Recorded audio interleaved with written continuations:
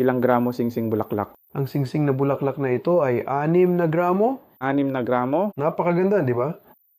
Magpapakita ako sa iyo ng higit pang mga disenyo. Ang singsing na ito ay isang singsing na may 3 kulay. Napakagaan, napakaganda. Kita mo ito, may paikot-ikot na disenyo at bulaklak at saka rose gold, white gold. Sa parehong disenyo, meron akong buong ginto, dilaw. Dilaw lang? Oo, ang dilaw. Parehong disenyo? Sa tingin ko, parehong maganda ang disenyo.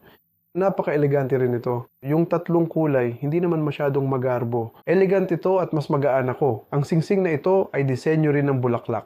Ilang gramo? 5 gramo ito. 5 gramo? 5 gramo. Magandang gamitin para sa kasal o okasyon. Ang ganda ng singsing na yan. Tingnan mo kung gaano ito kaganda. Kamangha-mangha, di ba? Kamangha-mangha.